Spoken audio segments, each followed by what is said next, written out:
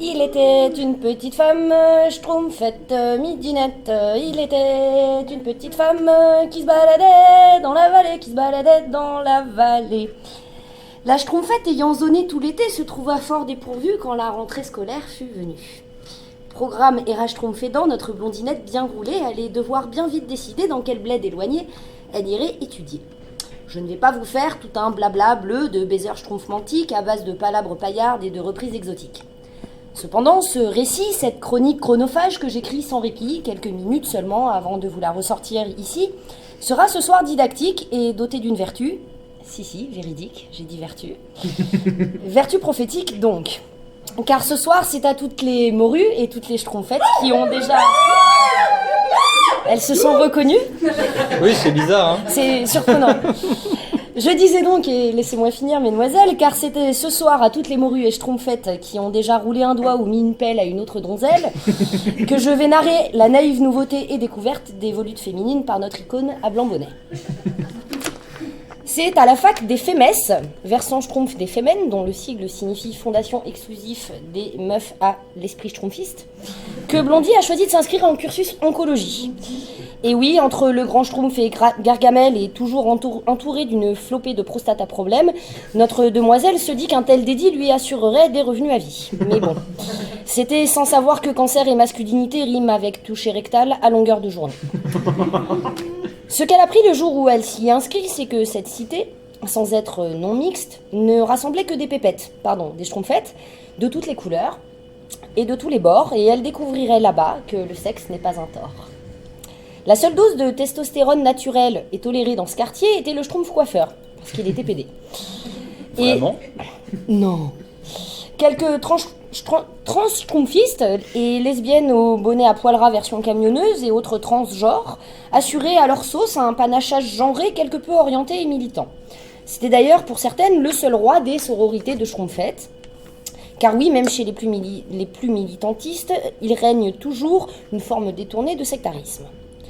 Un beau jour, qu'elle sortait de l'amphi après un cours d'infirmerie, son œil fut attiré par une schtroumpfette qui chantait sur le bord du pavé. Elle faisait 3 centimes en chantant sa comptine, et le trouble que Blondie sentit lui sembla bien exquis. Adèle, je m'appelle Adèle, j'ai les cheveux bleus, et je sais que je suis belle. Adèle, j'aime quand tu m'appelles, quand tu cries mon nom à plein poumon. J'aimerais te faire le fion, brutalement, tout en passion.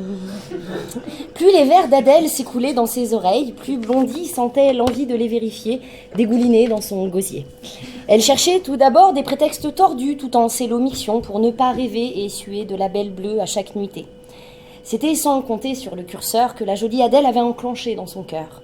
Et, l'admettant ou non, Blondie scruta chaque soir la sortie de l'amphi et son trottoir, sans que jamais la demoiselle n'apparaisse ailleurs que dans ses rêves.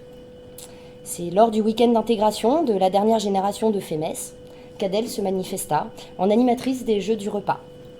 Lorsque Blondie remporta un stupide défi, toutes ses copines déjà attendries de la voir s'évertuer à gagner pour recevoir un baiser de la victoire qui lui permettrait d'assouvir ses espoirs sans devoir en faire toute une histoire, Adèle la galocha à pleine bouche et lui susurra à l'oreille « Je serai là quand tu prendras ta prochaine douche. »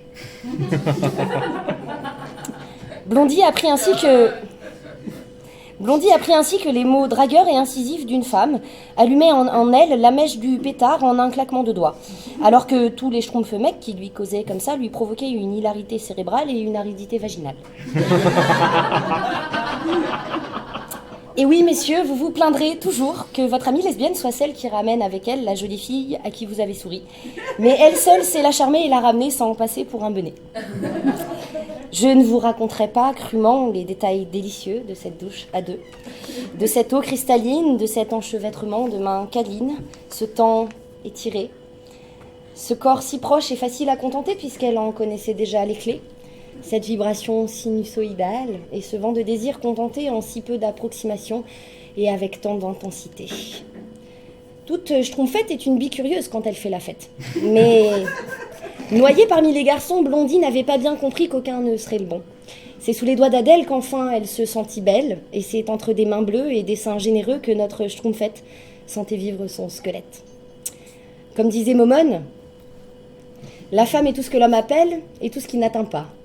Et il pourra brailler bien fort et courir longtemps, son demi-chromosome manquant sera toujours à son détriment.